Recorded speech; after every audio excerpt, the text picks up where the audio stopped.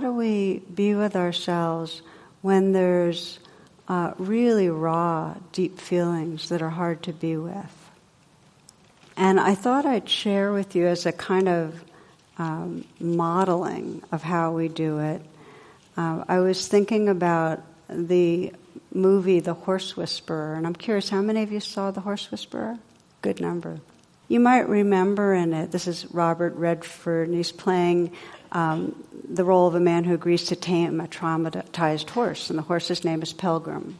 And at one point in the movie, he's created a very nurturing relationship with the horse. He's done the spiritual reparenting. He's created trust.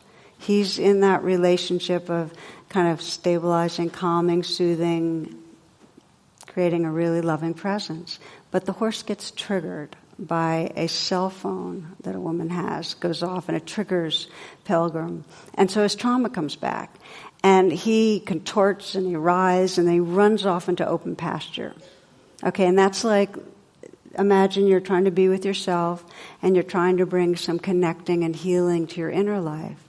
And a part of you gets traumatized and it completely contracts and it pulls away, and you can feel that you're feeling, panicked or enormous amount of anger or whatever it is.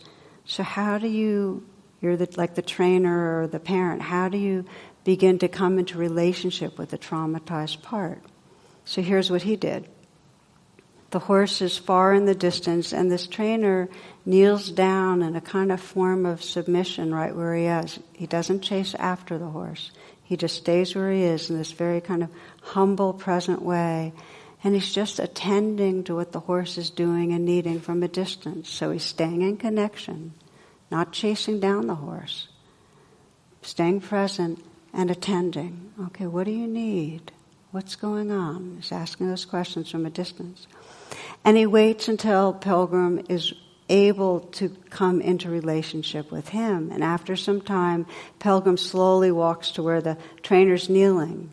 And as he's coming closer, the trainer's incredibly present, gentle, still, just a receptive presence. And finally, Pilgrim lowers his head, and that's the horse's sign of trust and submission and readiness. In other words, he's attended and created a field that allows the horse to kind of re-establish that trusting. And when that happens, the trainer just gently strokes Pilgrim's head, so they're reconnected. And then he's with one finger able to guide Pilgrim back, kind of, here's the pathway back to healing, and they can go back home to complete their training and their recovery. So what does this tell us? We've felt the parts of ourselves we felt we're suffering. We ask that question, what's needed?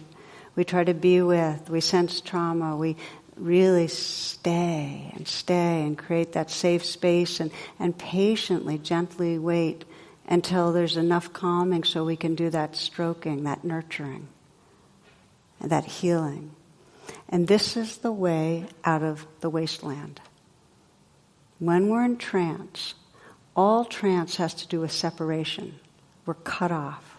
We're cut off from this larger, living, loving reality and in this kind of static fragment of a story of something's wrong.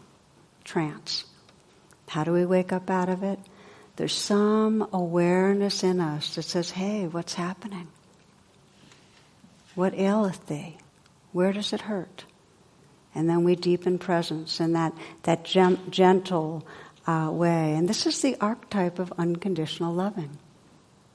We love ourselves back to healing.